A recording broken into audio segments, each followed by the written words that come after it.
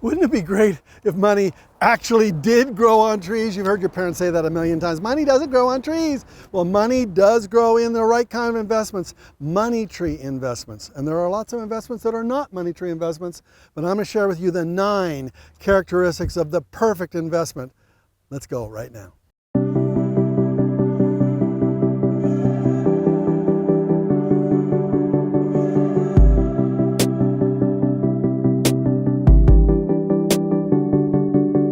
Money tree. That's what we want to talk about today because you want a money tree. And now when you think about all the ways you can invest your money, there are just, stock market and the internet and all kinds of, there are 25 million businesses in America, all with different kinds of products that they sell. But entrepreneurs have to have what I call the ideal investment or the perfect ideal business. And so I started thinking to myself, well, what are the characteristics? How can I evaluate? Somebody shows me an opportunity, and I want to literally have a way for me to evaluate whether this is a good opportunity or not. And they never teach you that in school, do they? So I thought to myself, what would be the 9 characteristics of the perfect business? So that if I go through the characteristics and it fits, I go, yeah, I'm interested in that. Or if it doesn't fit, I go, no, not interested. So quickly, after a couple of minutes here, you're going to know what the money tree formula is. And next time your brother-in-law shows you something, you're going to go, let me check out the money tree formula.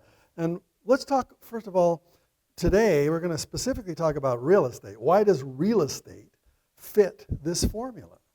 So let's look at the formula right now, shall we? So there's an acronym. I love acronyms, because they help me remember. And you can remember the formula. When we're done here today, you'll know exactly what those 9 characteristics are. Because the first one stands for one of my favorite concepts, which is multiple streams of income. And a lot of businesses, they don't have multiple streams of income. They only have one source of income. And if they lose that source, the business is done. So I'm going to ask myself the question, does this business generate multiple streams of income? So an apartment building, what do you think? If you've got a 10-unit apartment building, there are 10 separate streams of income. The primary income, but there are a lot of subsidiary sources of income. There's the vending machines and renting out garages and then all these extra little things you add. It's that extra stuff, extra little multiple streams of income that really make a business succeed. And if they don't have those extra streams of income, the business can often fail. Now, this formula talks about businesses, entrepreneurial ways of making money, and products that are sold through businesses, products, services, information. Well, real estate, how does that fit? Well, it has a product, doesn't it? It sells space. It rents space to tenants, and those tenants generate multiple streams of income for that owner. Well, I don't want to just have some kind of real estate. I want to have the best real estate there is. I want real estate that's located in the right locations. I want real estate that has the probability of increasing rents. And the way I describe that is by having an outstanding property. When it fits all the characteristics of a great property, it's outstanding. Now, the same thing with businesses. It has to have outstanding products, outstanding services. Something's got to be unique about that. That's why it's called an outstanding property. Now, this one is my favorite because it's no money down. I want to be able to buy that business or that real estate with little or none of my own money. Now, most times a person will come to you and say, we want you to invest in our business and we want you to put in serious big bucks. And that's immediately a reason to say no, because you don't want to have lots of money invested in one thing. Because if that thing fails, and 95% of businesses fail, and if you put a huge amount of money of your own money into it, money is lost. I'd rather you put little or none of your own money. And of course, I wrote the book on how to buy real estate with little or no money down. So that one is my favorite one, but it's one that most people miss. They put too much money in. What's the thing that kills most businesses? It's disgruntled employees, or employees not doing their job, or employees stealing money. And frankly, I don't like employees. As they say in Spanish, no se habla employees. No likey. I just don't like it all. And that's why I want to have a business that doesn't require lots of employees, that's employee resistant. Now, why does real estate fit this formula so perfectly? because you can manage an apartment building with just maybe one employee, maybe a company that manages it for you, or maybe you do it all by yourself. Point is, it doesn't require lots of employees. That's why it's ideal. It's a perfect type of business because the danger of employeeism dramatically drops and you end up with a business that can succeed. It was the short-term trend. In that period of time, that short-term period of time, when there was huge demand and no supply, prices went up, and then when the demand disappeared and all this supplied real estate was there, nobody wanted it. That was a short-term trend. What does T stand for? Trend. I have to have a growing trend. I have to have something where people want more and more and more of it because it increases the price. The demand goes up and up and up. And there are products that are available that are sold all around the world where the trend is going down. Buggy whips, for instance. Most people don't want any more buggy whips.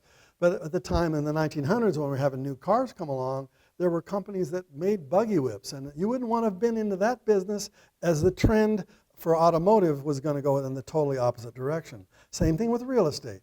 Real estate has its ups and downs. It does. It's sometimes when it's hotter than a firecracker and other times when it's dead cold.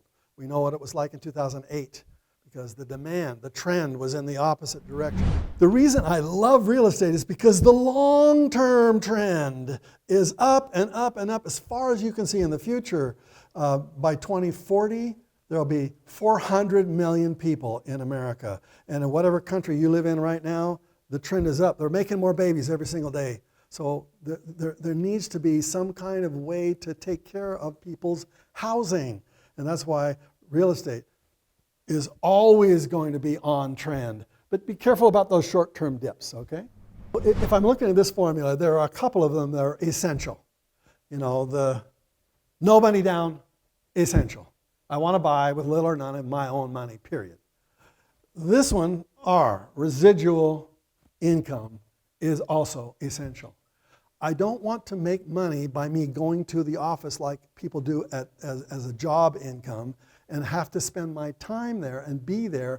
In other words, my time, it requires my presence. I want to make money where it doesn't require my presence. And that means residual. It means money while I sleep.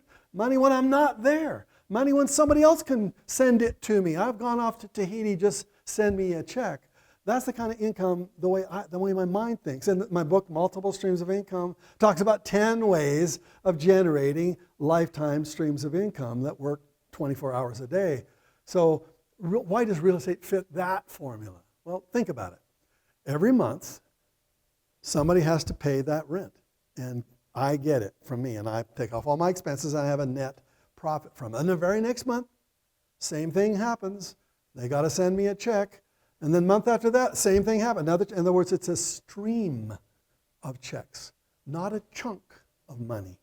And so residual means streaming money, money that flows constantly, consistently for years and years and years until eventually enough of the money pays off the mortgage. And the mortgage is now zero. Then what happens to your cash flow? It goes through the roof. Because you don't have to make the bank any more payments. It all comes to you. And if it's free and clear, it means it's like an oil well in your backyard. That's what you want. You want 20, 30 properties like that, all free and clear. Imagine that.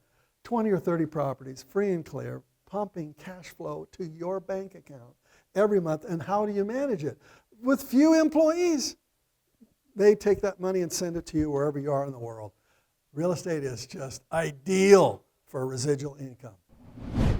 One of these times I'm going to be going into depth why Warren Buffett is such a rich, rich man. But I'll tell you one characteristic of why he's so rich is because of this one characteristic for all of his businesses. They're essential to everybody every day. Well, when you think about it, you get up in the morning and you have to buy certain products to make your life work. You have to shave, don't you? You're a man or a woman. Warren Buffett owns Gillette, because he wants a product that everybody has to use every single day. Now, real estate is essential to everybody every day. You don't have people living in the parks in your city. You got to have an apartment or a condo. They have to have a house. They have to have a mobile home. They got to have a boat They got to live with the roof over their head. So of any characteristic that is so obvious is that everybody absolutely needs real estate every single day. And therefore, it's one of the characteristics. So if you're looking at businesses and looking at the products that they sell, you ask yourself the question, using this formula, do their products, are they essential to everybody every day? If not, more than likely, they are discretionary. And that means, if they're discretionary, that means people can decide whether they want them or not. Well, you can't decide whether you want to pay your rent or not. You have to. And therefore, I want a product where people are required to give you money every single month. That's what I mean by essential to everybody every day. Are you enthusiastic about real estate? I can't tell you how enthusiastic I was at the very beginning of my career, where I read every book, I went to every seminar, I just absorbed every single thing I could about real estate. I drove all across the United States to go to seminar after seminar because I was impassioned to get some real estate in my life. Now, my passion has kind of shrunk down just a little bit. I'm more passionate about teaching you how to do it, frankly. But the bottom line is, you got to love this stuff. In fact, if whatever business you have as an entrepreneur, if you don't love the products, get out, because more than likely it'll kill you. Bottom line is, you got to love real estate. You got to love everything about it. You may not like to deal with tenants, but get somebody else who can deal with that for you. You have to love the concept, the reason why real estate is such a powerful investment. And you have to say to yourself, let's look at all the billionaires. Where are they putting their money? They're putting a big chunk of it right into real estate. They're enthusiastic about it. That's why they're billionaires. You need to be enthusiastic. You need to get up in the morning and read books and study and go and look and find and buy. And as you can tell, that'll take you to the millionaire status. I could tell you dozens and dozens of stories about the real estate properties that I bought, but I think about one property that fits this formula so perfectly. Multiple streams of income. It was a student housing property located about a block away from a major university, filled with 72 single girls. That was a fun property to buy, but all of those girls made rent payments every single month. And not only did they generate 72 streams of income to me from one 12-unit apartment building, but there were a lot of other multiple sources of little extra ways I could make money from each one of those students. So the bottom line, it fit, characteristic number one, multiple streams of income. It was an outstanding property, excellent location, solidly built, well constructed, fabulously located. I mean, even to this very day, it's gone up and up and up and up in value. It probably is worth 3, 4, 5 times what I bought it for. No money down. I bought it with zero money down, using a lot of the 50 nothing down techniques. We're going to cover a lot of those techniques in a future YouTube video, but point is, using all those techniques, I got in with zero, no money on my part. Borrowed every amount of it myself. And it was a nothing down deal. So then, talking about employee resistant, I was the employee. No, just one guy managing 72 girls, and it stretched me just a little bit, but I didn't have to risk my apartment building on somebody who was going to steal money off the top. Yield high. Talk about a yield. That property doubled, tripled in value. I got in with nothing, and therefore my investment was zero. Therefore my return on that investment, as it went up 100,000, 200,000, 300,000, it was an infinite return on my investment. And then when I sold it, I took that money and put it into something else to get the same kind of infinite return. Trend was growing. The university was growing and growing. More students, more demand, more parents wanted to have their students live close to the university. The trend was just always there. It always has been and always will be in that same exact location. And residual income. At first, since I was nothing down, the cash flow was really tight, and the cash flow was almost non-existent. But then the rent started to go up, and then I started getting a little bit of cash, $1,000 a month, $2,000 a month, $3,000 a month. The rents started going up, and therefore it created this residual stream of income that was powerful. Then finally, it was essential to these students. They had to have a place to stay. There were lots of other apartments that they could have gone to, but nothing as closely located in the better location than my apartment building. That's why I bought it. It was the best location. It was an outstanding property, and it was essential to those students. So another characteristic. Now, was I enthusiastic about this property? There were times when I had to test do I really like this or not? That's the way it is with money making. You're always going to find something that's challenging to you.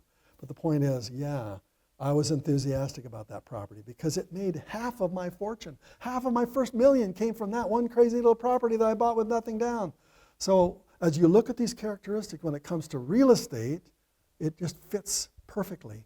Now, you run it against any other business opportunity somebody shows you, and you're going to find that lots of the businesses that people show you don't fit these characteristics.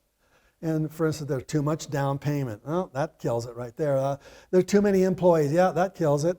Doesn't generate residual income because you have to spend time in the business to make it work, that your presence is required. No, that'll kill it. It's a product that's discretionary. No, it's not essential to everybody every day. Yeah, that'll eventually, as the economy goes up and down, discretionary companies are going to die. So what I'm trying to say is this formula fits perfectly.